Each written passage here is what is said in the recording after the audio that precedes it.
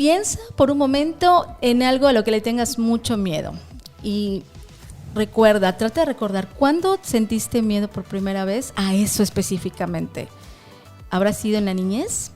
De eso hablaremos aquí hoy en Psicólogos para qué. Hola, bienvenidos a un episodio más de Psicólogos para qué en esta segunda temporada. Y bueno, ya estamos fuera del consultorio y el día de hoy estamos muy contentos porque se cumplió. Nos quedamos con el invitado del episodio anterior y bueno, vamos a comenzar justamente este episodio pues un poco hablando de lo que Isis nos dijo al principio y les damos la bienvenida a Psicólogos para qué. Soy Wilber Romero, psicoterapeuta de parejas y bienvenidos. Aquí está mi compañera Isis que quiere decirles algo. Hola, ¿qué tal? Pues yo también muy contenta de que nos escuchemos nuevamente y pues también de darle la bienvenida a todos ustedes a su programa y por supuesto al psicoterapeuta infantil Óscar Falcón, que también nos acompaña hoy para platicar sobre este tema que es el miedo como emoción y el miedo infantil, el miedo en los niños. Así es, y bienvenido, Óscar. Queremos que igual te puedas presentar de nuevo aquí con nuestro público. Brevemente, nos cuentes un poquito más de ti, qué estás haciendo actualmente ahora, si tienes consultorio, no, cuéntanos así en breve para comenzar ya de lleno con el programa. Yo soy Óscar Falcón. Actualmente, pues yo estoy en la clínica de Mérida, en presencial, online. Eso ya es otro tema, ¿no? Ya no, porque con online niños no funciona muy bien.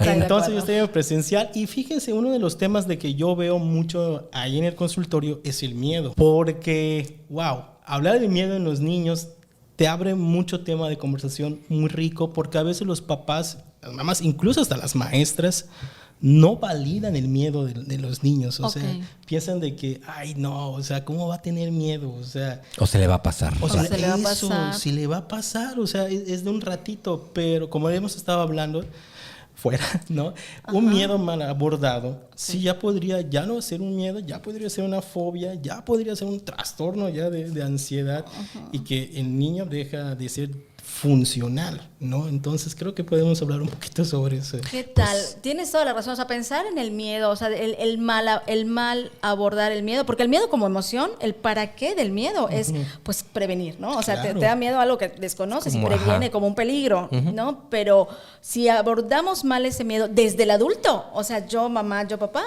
puede generarle a nuestro hijo una... Pues a lo mejor nos podemos ir un poquito más atrás de cuando ya te llegan a ti los niños, ¿no? A terapia, porque yo creo que cuando llegan ya están presentando ciertas manifestaciones de este miedo. Pero si nos vamos un poquito atrás, ¿dónde pensamos o cómo puede originarse estos miedos en los niños? Me gustó mucho la pregunta que hizo Isis al principio, ¿cuándo viene el miedo? ¿Te acuerdas? ¿Cuándo? Algo así, medio parafraseándote. Y sí, casi siempre el miedo viene desde edades tempranas en la vida, ¿no? Desde muy chiquitito a veces el niño experimenta algún tipo de impacto, ya sea se encuentra una serpiente en casa y estaba solo, ¿no? Yo regaño mucho a los papás por esto, ¿no? Que de repente ven una película de terror como Chucky, como eso, y no hay, digamos, una retroalimentación. Oye, esto es fantasía, no es realidad. Son actores. Entonces los niños se quedan, guay, me va a parecer Chucky o no sé. Entonces ya hasta los juguetes les tiene miedo, ¿no? Entonces vienen desde tempranas edades de la vida, ¿no? Ok. Ay, esto está buenísimo porque ahorita me va a regañar mi hermano porque yo a mi sobrino, o sea, yo pensando, ¿no? En que no le vaya a tener miedo a Chucky, que no, yo lo sentaba a ver Chucky conmigo, pero yo no le explicaba nada. No. Yo siéntate a ver Chucky. No solo a su sobrino. ¿No? Déjame decirte. Pero yo sí le ponía películas así de terror, yo como para, que se acostumbre a que esto va a haber en el futuro, ¿no? Pero creo que no había como la explicación, como esto de que, es fantasía, no pasa nada. Entonces creo que o sea, y entonces, por ejemplo, es esto que comenta Wilber, ¿no? De mostrarle de la película y sin esta retroalimentación de que esto no pasa, o sea, de que los fantasmas no existen, ni un muñeco se va a salir andando en la habitación. O sea, esta parte les puede generar a ellos este impacto y producirles miedo, como a los muñecos de pronto, o a la oscuridad, o eso, ¿cómo puede derivar? Sí, fíjese de que hablando del miedo en sí en las infancias, a veces los papás, los amigos y así, tienen la idea de que vamos a poner al niño en en el evento vamos a mostrarle películas, o si le tiene miedo al agua lo vamos a tirar para que se cure. Ay, sí, ay, muy Wilbert. Digo, otro Wilbert. Digo, espérense, ¿no? Pero sí, supongamos, ¿no? La edad de los niños entre 3 a 6, 7 años todavía están desarrollando el tema de la fantasía y realidad. Le cuesta mucho trabajo a veces a los niños por su propio desarrollo cognitivo de su cerebrito, ¿no? Saber qué es fantasía y realidad. Por eso luego si ven una película de Superman o ven una película de los Avengers, creen que van a volar, creen que van a tener sus superpoderes, ¿no? Y es tema de papá y mamá decirles, mira, esto es una película, son actores, si haces eso posiblemente te puedes lastimar, ¿no? Ahora, las películas de terror, ya como Chucky, eso, Jason o lo que sea, yo sí no se lo recomendaría a los papás que lo vean, aunque sea Halloween, aunque sea algo, yo no les recomendaría. Es que yo digo que ni a los adultos. Ni a los adultos. Pero ¿por qué? O sea, responde a tu pregunta. Porque les puede generar angustia. Hay mucha violencia, ¿no? Sí. Como, no sé, matan a las personas y todo. Y los niños eso lo pueden absorber. Y si papá y mamá no les dicen una retroalimentación, oye, eso no pasa en la vida real, tu muñeca no va a cobrar vida, el niño se puede acostar así y decir, guay, te va a levantar mi Chucky. Chucky se va a levantar a alguien y me va a hacer daño, ¿no? Y todavía sí, lo que a veces como terapeuta infantil sí me saca un poquito de las casillas. Luego el niño empieza a sentir miedo, o sea, empieza a hacer pipí, empieza a agitarse, y todavía si papá y mamá lo regañan. O sea, le dicen, no tengas miedo, sé valiente. Si es varón, a veces le va un poquito peor. Eres un niño varón, no tienes que tener miedo, tienes que ser hombrecito. Y ahí lo que estábamos hablando, invalidan el miedo, como lo estabas diciendo hace rato. Y si el miedo tiene una función, igual en terapia se habla del miedo. El miedo tiene la función de prevenir. Obviamente si ves una serpiente, si ves un perro grande, pues el miedo te va a decir para. Claro. Y tal vez regrésate, ¿no? Para y tal vez dices, busca un adulto. Claro, ¿no? Para eso sirve el miedo. Pero desgraciadamente el miedo no sé, tal vez culturalmente es el mexicano, no, pues tengo miedo, me voy a enfrentar a ese miedo, ¿no? Y no siempre funciona porque generalmente es contraproducente, ¿no? Es muy contraproducente. Porque por algo viene esa emoción, o sea, o sea, si tú dices, bueno, esto me está generando, este perro grande me está generando esta emoción, es porque probablemente me pueda morder o me pueda hacer daño, o sea, sí hay como ese, no trasfondo, sí hay como esa realidad que puede, de algo que puede ocurrir, que me dañe. Sí, o sea, sí. Y entonces el hecho de que no, sí, anda, pasa, no pasa nada, no te hace nada, en lugar de hacerte como valiente, más que nada invalida la emoción que estás sintiendo. Claro, porque en ese momento el niño a lo mejor ya está desbordado. ¿Qué me refiero a desbordado? Que está llorando, que a lo mejor ya se hizo pipí, que a lo mejor está gritando. Y bueno, me lo han compartido los papás. A veces eso puede desesperar a papá y mamá, decir, sí, claro. Oye, o sea, no puede ni siquiera ir al baño, no puede ni siquiera ir al súper, pero hay que ponernos en el cuerpo del niño, en los zapatos del niño, de que no puede. O sea, a lo mejor no tiene las habilidades de tú como adulto, que a lo mejor si empiezas a sentir miedo, pues no sé, rezas un Padre Nuestro, o no sé. Sí, te tomas otros recursos, te tomas un bolillo. O analizas la situación, ¿no? Y yo estoy pensando, ¿no? Y son diferentes los miedos de los adultos. Estoy pensando en cómo, en esta validación, invalidación que muchas veces, que es muy común que ocurra porque, bueno, al final el adulto no está sintiendo lo mismo que el niño, ¿no? Y cómo el adulto con esa facilidad, quiere que el niño pueda afrontar ese miedo, que pueda realizar a lo mejor alguna actividad o algo que en su momento le generó como se podría llamar trauma a lo mejor, no lo sé, pero que despierta en el niño este miedo a hacer a lo mejor alguna actividad o a lo mejor, no sé, agarrar algo, no como un factor protector, sino como un factor de no quiero hacerlo, ¿no? Y ahorita estaba pensando en mi sobrino otra vez porque recuerdo... Se vuelve justificando. Recuerdo que lo llevaron así a estos a estos parques así de diversiones y todo eso y se subió en un juego y la sensación del juego fue lo que le generó el ya no quiero subirme a ningún otro y me da miedo. Entonces era así como no pasa nada, súbete, dale y de repente él ya está en la cola del siguiente juego y cuando él preguntaba, bueno, ¿y de qué se trata? ¿Qué hace? Y cuando se le explica, no quiero subir, no, pero sube eso. Y ahí estamos en la cola, no importa. Y se ponía a llorar y era así como que, ay, te vamos a sacar, ¿no? Y creo que esto finalmente nos lleva a que el adulto también tiene que aprender a validar, ¿no? Y acompañar ese miedo en el niño. Sí, o sea, muchas veces papá y mamá lo que van a querer es, por este mundo así súper globalizado, que todo sea rápido, es que las emociones no se sientan, ¿no? Y si llega a pasar de que el niño está desbordado, ¿yo qué le recomendaría a papá y a mamá, ¿no? Esperar, o sea, ser paciente.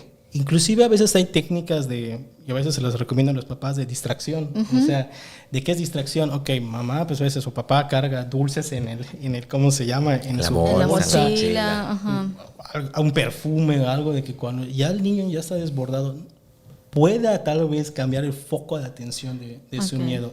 No lo estamos, digamos, ay, ¿sabes qué? No piensas en eso, piensa en otra cosa. Pero tal vez ya estamos cambiando el foco de atención y ya se empieza a tranquilizar el niño, empieza a ser más paciente.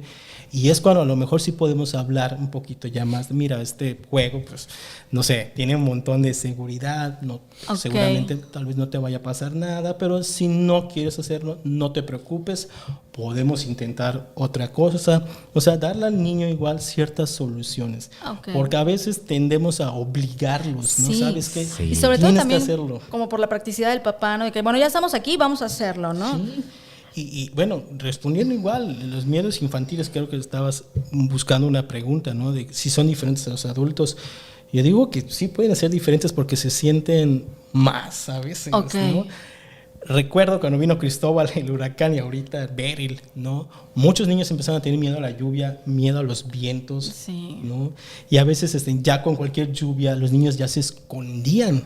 ¿Pero por qué? Porque tal vez no hubo una prevención por parte de papá y mamá, decirles, mira, va a entrar un evento meteorológico, a lo mejor se va a ir la luz un tiempo, vas a escuchar las láminas polar o algo así, pero si estás en casita, estamos seguros, ya tenemos toda prevención. Entonces, pues como nos pasó la pandemia, Oscar, que de repente nuestros hijos les dijimos 2 años, o sea, cubrebocas, distancia, tú en tu casa, y cuando los llevas al colegio, ¿no? O sea, no se quieren quitar el cubrebocas, no quieren llevarse con el amiguito, no quieren, o sea, están como solitos en un espacio porque estuvieron o sea, tienen esta ansiedad social porque estuvieron mucho tiempo escuchando que el virus los va a matar y piensan que si se va a quitar el cubrebocas puede enfermarse. No hay esta explicación, ¿no? No hay esta conversación con ellos porque pensamos que no lo entienden o que están muy chicos. Muchas veces los papás eso escucho, ¿no? De que mi hijo, pero está muy chico, no lo entiende.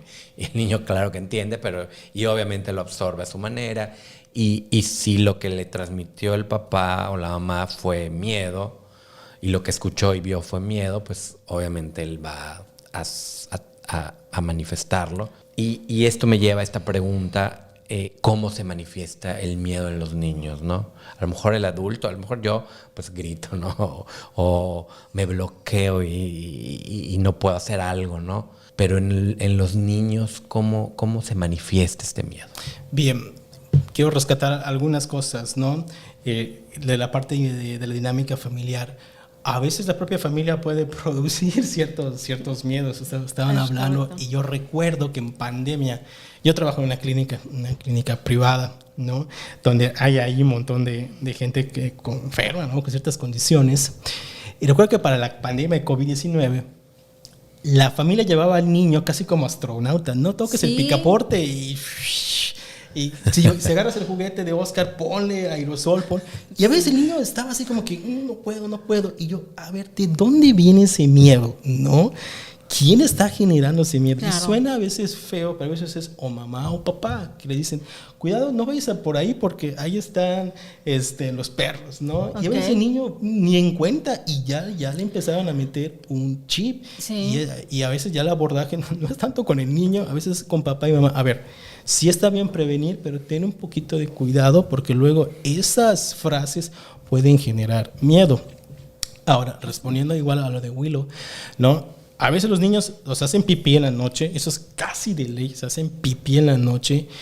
A veces temor a estar solo. Los papás a veces me reflejan, Oscar, antes el niño podía ir al baño solo y ahorita dejó de ir al baño solo, tengo que acompañarlo, ¿qué está pasando? Ya no quieren ir a la escuela, empiezan a un bajo rendimiento académico, ¿no? O sea, como que ya empieza a bajar académicamente sus notas. Y eso ya es cuando, creo que lo estábamos hablando antes de entrar, ¿no? De que ya puede ser ya un miedo pues, ya disfuncional. Ya dejó de ser funcional, de que a lo mejor el niño ya de prevención. Es por prevención. Ahorita ya el niño ya no puede hacer ciertas cosas. Y es cuando toda la familia empieza a cambiar. Mamá se estresa, papá se estresa, la escuela se empieza a estresar. Es decir, oye, de repente se escuchó un ruido fuerte y el niño empezó a llorar y de ahí ya no salió. Okay. ¿No? Y eso ya es cuando ya se transforma en otra cosa. Y es que, bueno, yo tengo una pregunta. Entonces, o sea, el miedo, digo, como todas las emociones, son parte de nosotros. Entonces, Claro. el miedo es inherente al ser humano, pero la manifestación del miedo o las cosas a las que les tenemos miedo, eso sí es aprendido. Porque ya ves que hay el pleito de que sí es aprendido o no es aprendido. Entonces, ¿cómo va esta parte? O sea, sí la emoción la voy a sentir a lo mejor de manera innata ante lo desconocido de pronto, pero a lo mejor otras cosas o la forma en la que yo voy a sentir ese miedo, eso sí lo aprendo de mis papás. O cómo se expresa, ¿no? O cómo se expresa. Se Ajá. puede aprender por parte familiar, ¿no? Ok. O puede ser como estábamos tal vez comentando en un principio, alguna experiencia temprana en la vida. Ok. O sea, el niño estaba caminando, se encuentra una serpiente, estaba solo y no supo qué hacer, ¿no? Ok. Y tal vez esos sentimientos de que me siento vulnerable, me siento solo, esto no lo puedo resolver. Ya me cargó el payaso. Ya te cargó, ¿no? El payaso. Ya me cargó, ¿no? Y la serpiente. Y la serpiente. Y a veces ese mismo miedo que está sintiendo al sentirse vulnerable y sumado aún de que no tuvo una red de apoyo, que papá y mamá, en vez de decirle, ok, sí fue una serpiente, sí estuvo bien tener miedo, y en lugar de eso es, ay no, chiquito, ¿por qué tuviste miedo? O al revés, la familia actúa mal. Por ejemplo, tuve un caso de, ok, una serpiente que entró en la casa, y la mamá pega el grito, el papá pega el grito, sacan con machetes, sacan escobas, ¿no? No es para que funen a la familia, ¿no? Ajá. Obviamente la serpiente pues murió. Pero el niño se quedó impactado con eso. ¿Sabes qué? Entró una serpiente y papá y mamá reaccionaron súper mal. Entonces las serpientes son malas y no puede entrar ni siquiera al herpetario del centenario, no puede ver serpientes. Entonces esa experiencia igual fue algo que lo marcó. Igual, no sé, algún accidente automovilístico. Y eso es algo interesante en los niños. Aún en que el niño no haya tal vez sido víctima del accidente automovilístico, me pasó hace poco, ¿no? Que escuchó el niño de que desgraciadamente un tío murió en un accidente automovilístico. El niño ya no quiere entrar al auto, ¿no? Okay. Por ese tema de la fantasía y realidad. Y a veces los papás a veces no entienden eso de que es un niño en desarrollo cognitivo, todavía no alcanza la madurez cognitiva hasta los 18, 19. Oye, qué bueno que tocas ese punto, porque entonces a mí me hace pensar en, o sea, sí es bueno sentarnos y hablar con el niño de estas cosas, o no es bueno, porque muchos papás como que dicen no.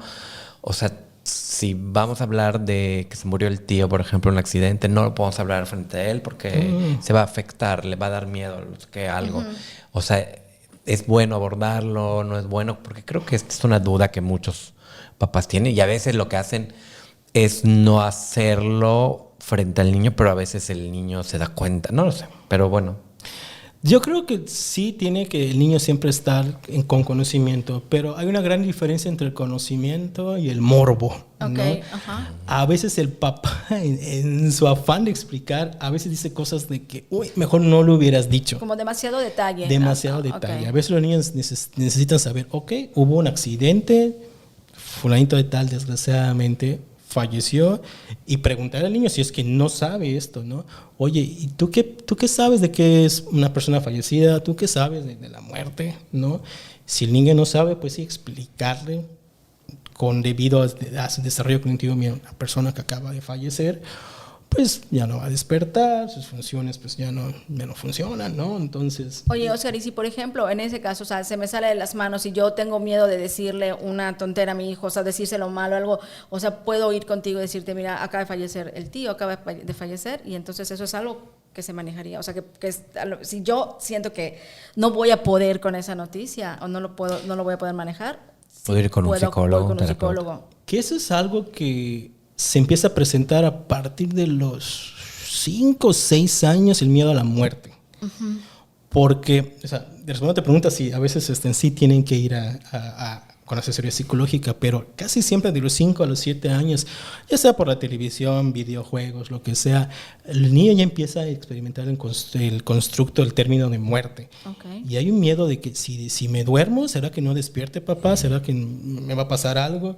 No sé si han tenido experiencias con sobrinos o hijos. A veces el niño empieza a decir, no quiero que te pase nada, papá, mamá, no quiero que te mueras, ¿no? Y a veces papá y mamá dicen, no pasa nada, yo estoy muy sano, que no sé qué. Pero ese miedo ahí está, ¿no? Okay. Y si no es bien abordado, volvemos a lo mismo, ¿no? Sí se puede transformar tal vez en un trastorno de ansiedad por separación, ¿no? De que ya el niño no quiere dejarte ir. No quiere dejarte ir, ¿no? Cuando, pues sí, o sea, a veces este miedo de muerte puede durar 1 o 2 meses tal vez y solito a veces pasa, ¿no? Okay. No estoy diciendo que no se valide, solito a veces pasa.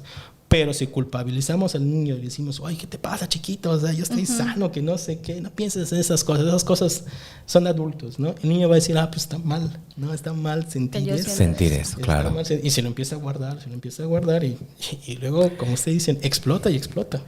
Y digo, luego ya tenemos adultos en terapia que se guardaron emociones, que no supieron cómo expresar. Es correcto. Y entonces esto me lleva a este acompañamiento, ¿no? También de los papás con los niños, con los temas de emociones, porque no solamente es, vamos a llevarlo al psicólogo, al terapeuta y que ahí no, atiendan, claro, ¿no? es que como padres tenemos una tremenda responsabilidad con nuestros hijos, precisamente en la formación, bueno, en la gestión de nuestras emociones, que no es control, bueno, a mí no me gusta esa palabra, ¿no? O sea, no es que controles tus emociones, es que las reprimas, sino es que pues tienes que transitarlas, pero las tienes que gestionar, te tienes que regular. Digo, al final el niño está aprendiendo esto. Claro, pero además esperamos que un niño pueda regular sus emociones, o sea, no llores, cálmate, no es que, o sea, cuando hasta para nosotros es difícil, y esa es una parte también que los papás se nos puede ir como el avión en el sentido de, o sea, ya, cálmate. De hecho, el cálmate nunca ha funcionado para nadie. O sea, de verdad, o sea, yo no conozco a nadie que digas, cálmate. Sí, buena onda, qué bueno que me lo dijiste. O sea, no es así.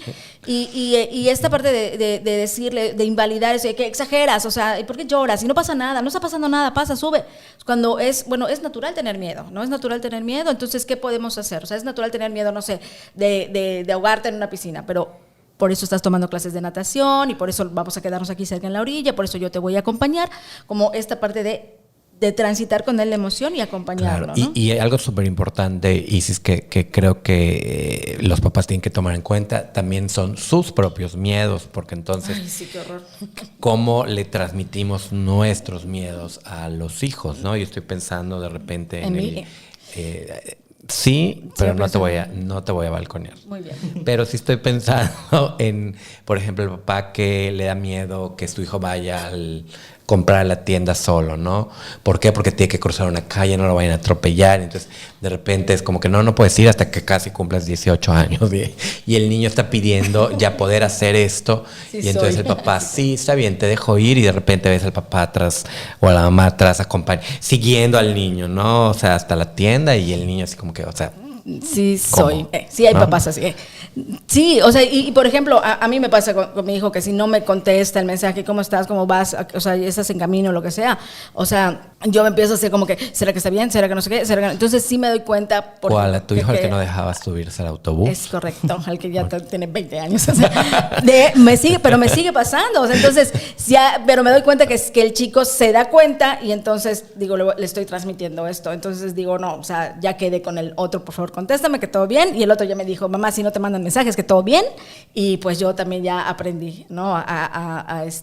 Como que a distraerme, a decir, bueno, es normal que de pronto tengas miedo en mí, pero también lo tengo que gestionar de una manera saludable porque pues de mí está aprendiendo el otro y para mi propia salud mental, ¿no?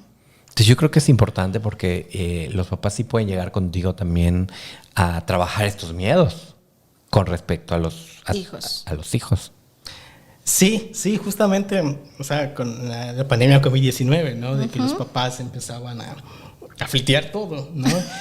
Y es cuando les hacía la reflexión que ustedes estaban diciendo, oye, no creo que sea miedo de tu hijo, ¿no? Yo creo que es más miedo tuyo, o sea, claro. Trata de visualizar pues, qué estás haciendo, ¿no? Algunos papás sí lo tomaban bien, decían, sí, Oscar, gracias. Algunos papás no lo tomaban nada bien y decían, pues yo sé lo que hago, pues está bien, ¿no? Adelante, También ya no me meto en eso, pero pues sí, a veces la familia desgraciadamente hace cosas que dices, parecen buenas, pero al final no son tan beneficiosas para el niño. Oigan, pues sin miedo a equivocarme, el tiempo pasa volando. De eso precisamente tenía miedo, de que se acabara este programa. Y creo que, bueno, se quedaron cosas que también se me venían un poquito a la mente, pero pueden abrir otros temas, ¿no? Que creo que este tema de la muerte, este tema que nos lleva a duelos también en el niño, a pérdidas, que creo que son cosas que eventualmente los niños viven, ¿no? Y nada más antes de que cerremos esto desde tu experiencia, Oscar, ¿cuáles son los miedos que comúnmente te llegan a ti en consulta? Miedo generalmente a la muerte, miedo a estar solo, miedo tal vez a las alturas, a los perros, recientemente a las lluvias, ¿no? Porque muchas casas se inundaron, ¿no? Se quedan sin luz. Más que nada son esos miedos. Muy bien.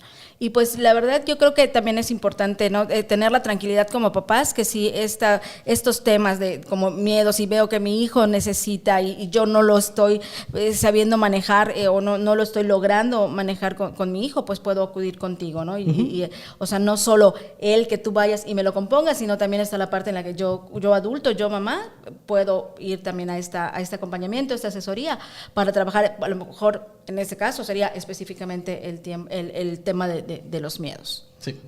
Muy bien, pues el tiempo se nos acabó. Oscar, rápidamente, ¿dónde te localizan? Por favor, para que si tienen redes algo sociales. por ahí. Sí. Instagram y Facebook en sic.oscarfalcón, ¿no? Número telefónico 99 91 27 80 92. Estoy en la Clínica Mérida, así que pues ahí te encontramos. Sí, ahí me pueden encontrar. Muy bien, pues muchísimas gracias por pues dejarte ahí secuestrar un programa más. Yo creo que lo vamos a hacer de nuevo porque este tema de del abordaje de la terapia infantil, yo estoy muy lejano a conocer mucho de ella y creo que es bien importante porque sí, en la terapia con el adulto siempre nos vamos con estas heridas de la infancia, ¿no? Que de repente encontramos y que hay que abordar como terapia del adulto, ¿no? Y creo que conocer y prevenir desde la terapia infantil va a ser muy importante. Mi nombre es Wilber Romero, soy terapeuta de parejas y bueno, ya saben, píquenle por ahí a la campana en Spotify, ahí nos pueden encontrar. Esta es nuestra segunda temporada y también nos localizan en Instagram como @psicólogos-para-qué. Muy bien, y pues yo muy feliz y muy contenta de que nos hayan acompañado en este programa. Espero que lo hayan disfrutado tanto como nosotros disfrutamos hacerlo. Y pues me despido, yo soy Isis Salas y agradezco pues de corazón a Ángel Alcalá, nuestro productor de Grupo Comunica, por estar siempre aquí con nosotros. Por supuesto a nuestro invitado Oscar Falcón y esperemos pues que nos escuchen la próxima. Y si este programa le puede servir a alguien que ustedes conocen, pues compártaselo. Me dio mucho gusto verlo, yo soy Isis ¿Para qué? Y nos escuchamos en la próxima.